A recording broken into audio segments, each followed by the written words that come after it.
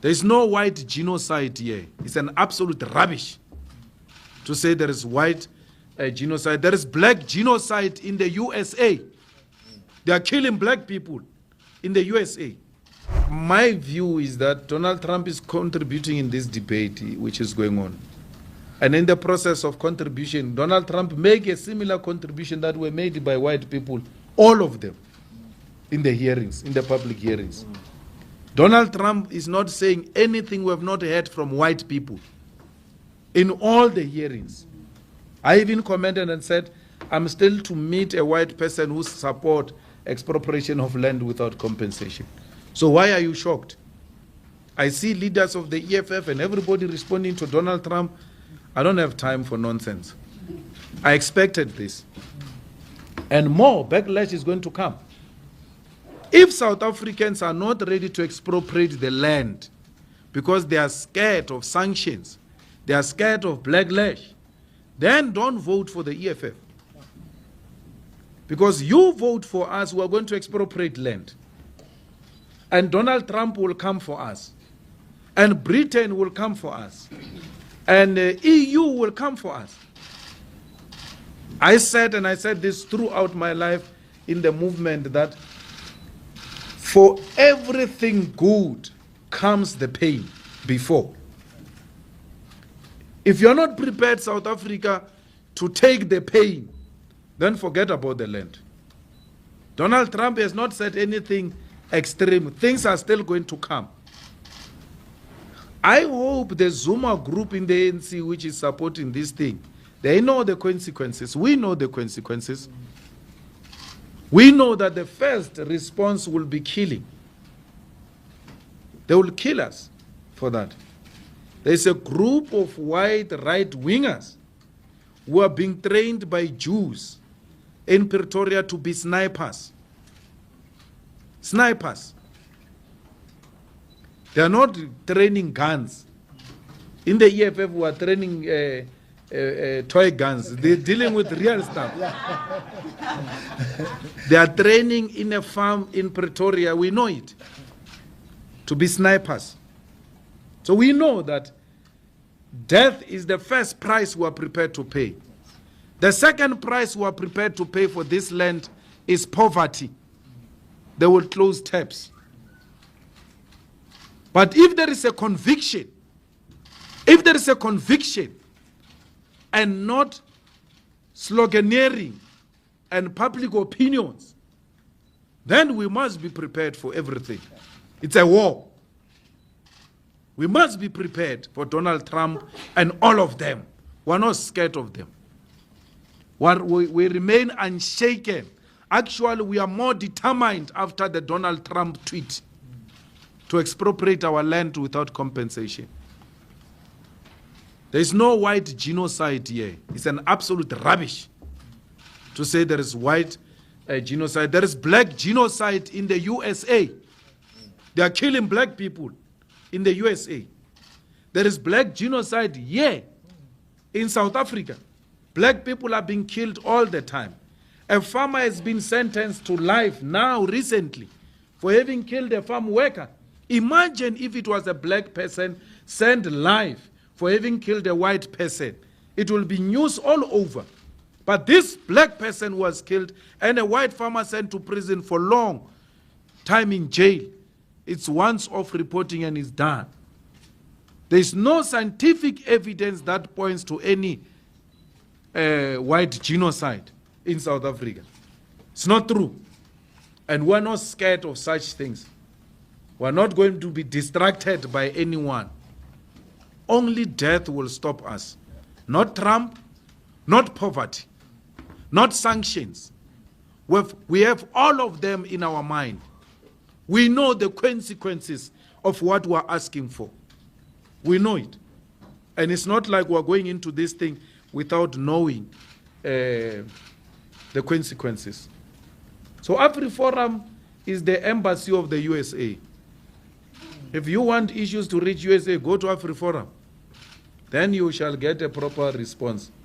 But otherwise, AfriForum is nothing to us. We're not scared of AfriForum. We're continuing business as usual.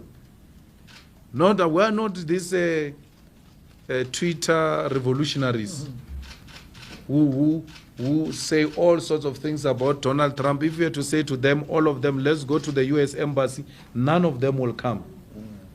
They tweet from their comfort beds with bed heaters.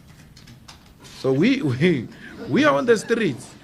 We're fighting this thing on the streets. We are on the picket lines. That's why we're not shaken. We know this is what people want.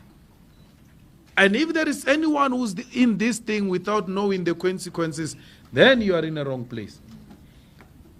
Cyril, you could hear the man is in pain to explain these things in Parliament yesterday.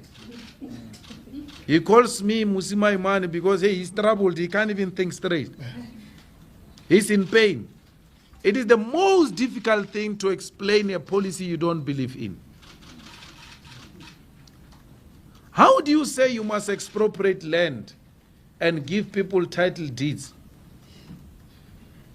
Our people, and I will not disagree with them, if they were to have a paper like this called a title deed, they want to eat title deed. Here is a paper called title deed, yet you remain poverty-stricken. And here is a man with money who says to me, give me that paper, I give you the money to eat now. They will take the money.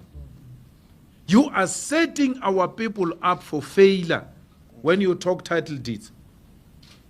Always in politics, you must ask the question, who's raising this and who stands to benefit from this? They are going to give our people title deeds. Our people are going to use those title deeds as surety, and they will not be in a position to pay the debt, and the white people will come and take those things. And the story that white people stole the land will disappear, because they will say, no, we took the land rightfully so because they couldn't pay us. They were owing us. So they are going to give you the land and come and buy it from you close to nothing, because you will not have money. You will need money now. He says the reality is that people who got the houses now and title deeds have not sold the houses. He must go to the RDP houses and go and look for the owners of the RDP houses. Yeah. They are not there. RDP houses are being rented out. The owners of the RDP houses went to squat somewhere.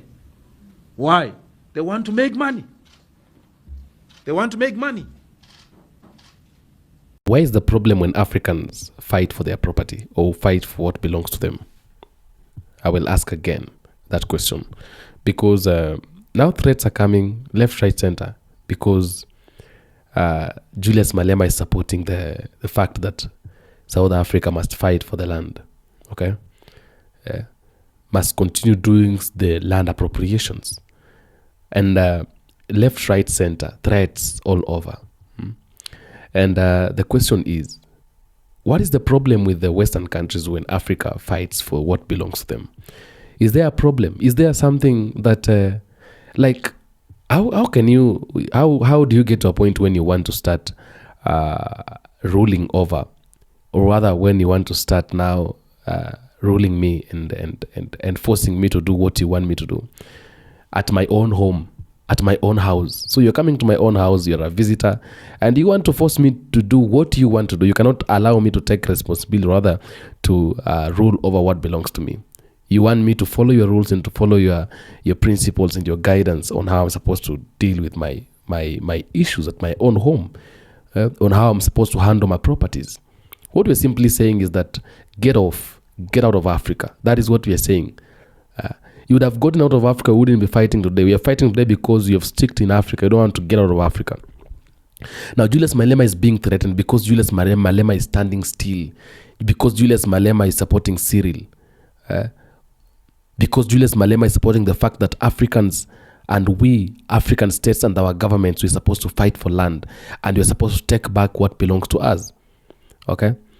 And you know, one thing I love with this man called